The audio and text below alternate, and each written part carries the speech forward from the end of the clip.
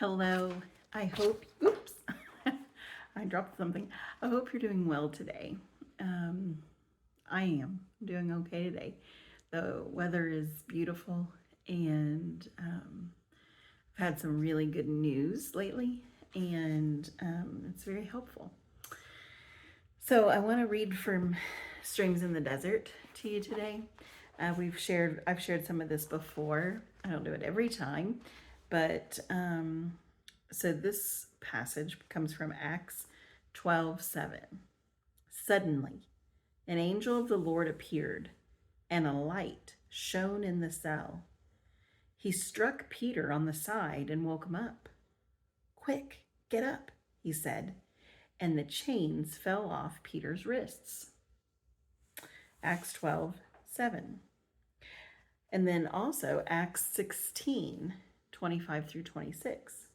About midnight, Paul and Silas were praying and singing hymns to God. Suddenly, there was such a violent earthquake that the foundations of the prison were shaken. At once, all the prison doors flew open and everyone's chains came loose.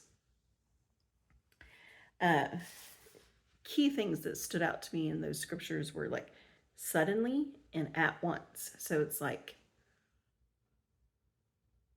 that speaks to the timeliness of things. And then also, Paul and Silas, what were they doing? They were praying and singing hymns to God.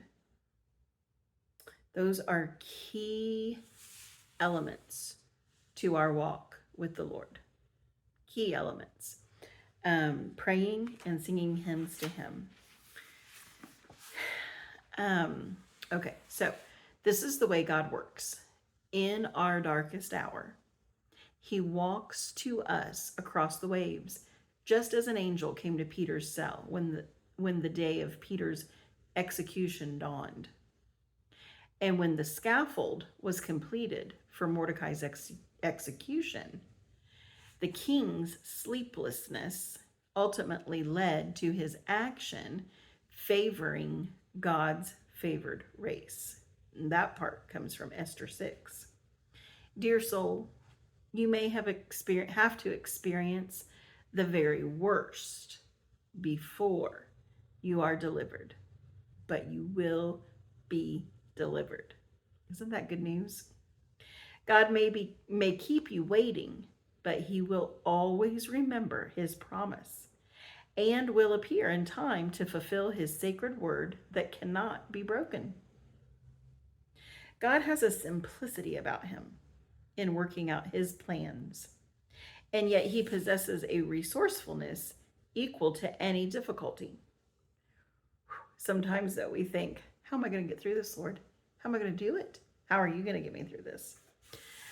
His faithfulness to His trusting children is unwavering, and He is steadfast in holding to His purpose. In Joseph's life, we see God work through a fellow prisoner, later through a dream, and finally through lifting Joseph from a prison to the position of governor. And the length of Joseph's prison stay gave him the strength and steadiness he needed as a governor. It's always safe to trust God's methods and to live by His clock, says Samuel Gordon. God in His providence has 1,000 keys to open 1,000 different doors in order to deliver His own, no matter how desperate the situation may have become. May we be faithful to do our part, which is simply to suffer for Him and to place Christ's part on Him and then leave it there. Difficulty is actually the atmosphere surrounding a miracle, or a miracle in its initial stage. Yet, if it's to be a great miracle, the surrounding condition will be not simply a difficulty, but an utter impossibility. And it is the clinging hand of His child that makes a desperate situation a delight to God. Are you clinging to Him? Are you clinging to God? I don't know where you are in your widow journey, but we do know in the very beginning, it seems sudden, right? For some of us, it was sudden. It wasn't a lengthy illness. It was a sudden event. And in our darkest hour, this is how God works. In our darkest hour, he walks to us across the waves. So he comes to us. He's there, but we will see him in our darkest hour. We'll feel him. We'll know him more because he's right near. That's what it tells us in Psalm. He is near the brokenhearted. He binds up our wounds. And just like Paul and Silas, they were praying and they were singing hymns to the Lord. So I want to encourage you to do the same. I'm in a study right now on the book of Psalms, and I love it. I've studied Psalms many times before, but never with this group of people and never at this stage in my life. And so it's a joy to do it again. And this study is among, I don't know, there's probably 8 or 9 of us in the study. Although people keep having to miss for whatever reason, but it's going to be a 9-month study. And I've enjoyed getting to know the ladies so far that I've met in the study.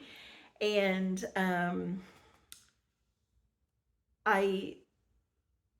we were talking last week during our class about singing. All through the Psalms, David sang to God and played music, and people were sharing stories. And I shared how on my Spotify, I organize my playlist by year. So like I can go back now to 2022 and listen to those songs that got me through the very difficult hardships that happened that year. It's like a personal hymnal, if you will, that you create, and then I have one for 23 and 24 and 25. Some of those same songs are on every playlist, but not all of them made each year's list, if that makes sense. And and they're not necessarily all marked Christian songs either, although my heart sings them as though they are. So anyway, I just want to encourage you to make your prayer time purposeful.